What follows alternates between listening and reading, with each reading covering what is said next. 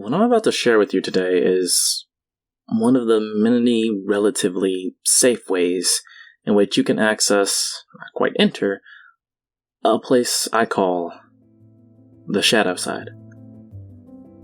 And its effectiveness depends on how seriously you take me. Your mileage may vary. Refer to the title.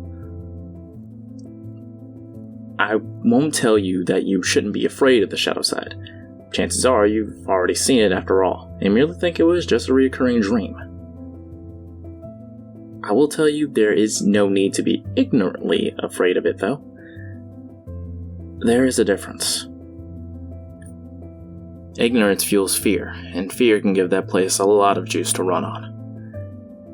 You have to be big on preparation if you want to try this. It's like skydiving. If getting it right on your first try is not something you're good at, then this is not for you.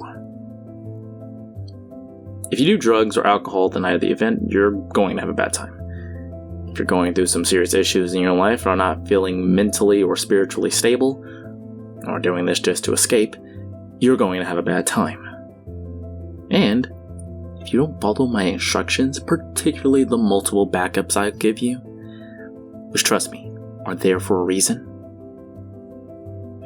you're going to have a really bad time. The name of this game is The Three Kings, by the way. Here's the ingredients that you'll need. A very large, empty, and quiet room, preferably without windows. If windows exist, you need to be able to cover them and ensure total darkness. Basements work well, if they're roomy enough. A pack of candles.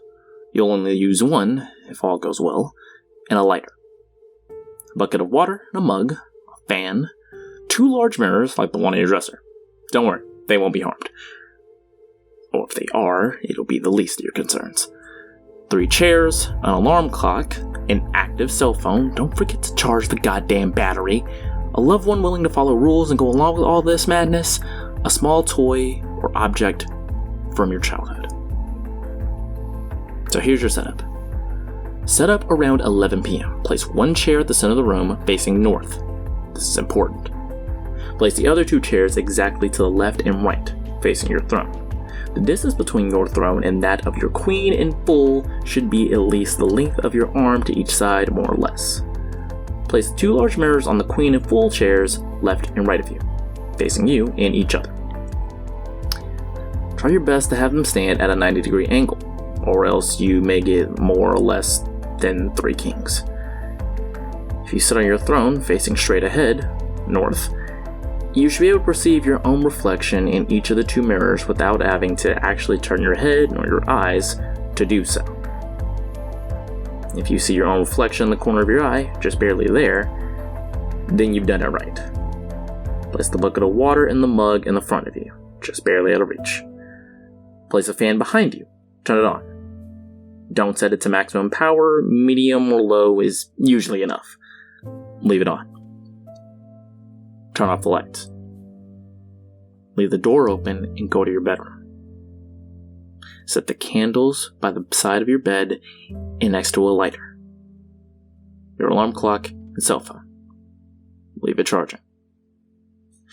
Set your alarm clock for 3:30 a.m. Turn off the lights and sleep while holding your power object. Get some rest. Here begins showtime. Wake up at 3:30 with your alarm clock. Turn it off, but don't turn on the light.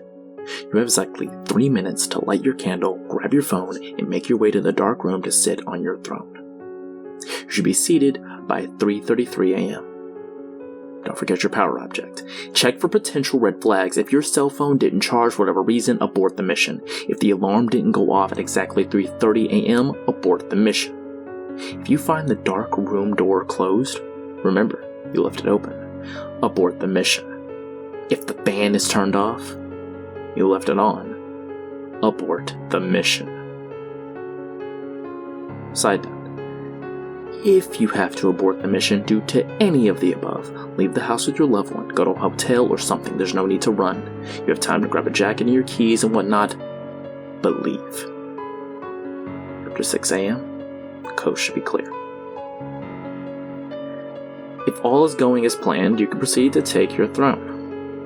Do not look directly at either of the two mirrors beside you. Do not let the candle go out. The fan is behind you. You must protect the candle with your body, which is standing in between. There's a reason for this, as you'll soon see. Look straight ahead, not the darkness. Not the candle, not the mirrors, just straight ahead. Eagle-eyed readers and listeners, surely notice I didn't say during setup which chair was queen and which chair was fool. That's because it's your job to find out. And from their point of view, you are either their queen or their fool. Hence, 3 kings. I won't spoil what happens next. Suffice to say, you won't be alone. And if you have questions, you'll get answers. Sometimes in the form of new questions. But hey, that's the story of humanity, eh? Just stay put and try not to move. Again, do not look directly at the mirrors, nor the candle. Just straight ahead. Trust me. And don't chicken out either. You need to wait until not 3. You need to wait until 4:34. By 4:34, it's all over. It's okay to tremble a little bit. Just try not to. Not because it affects with the ritual or anything, it's just a pussy thing to do while in polite company. Did I mention not to let the candle go out? That's what the fan is for. You're protecting the candle with your body. But if your body were to be suddenly moved, then the fan would turn off the candle. That's backup number 1. Your loved one is backup number 2. At 4:34, she has to come into the room and call your name. If that won't work, she has to call your cell phone. If that won't work, she has the glass of water in the bucket. She can't touch you though. That's a newbie mistake. Backup number 3 is your item of power. The toy or locket or whatever object of strength you brought along for the ride. It'll show you the way if all else should fail. Multiple backups. You gotta be a Boy Scout if you can do these things. If you half-ass it all the way so that it won't work. Worst you can do is take it seriously enough for it to work, and not seriously enough to prepare for the consequences. If in doubt, refer to the title.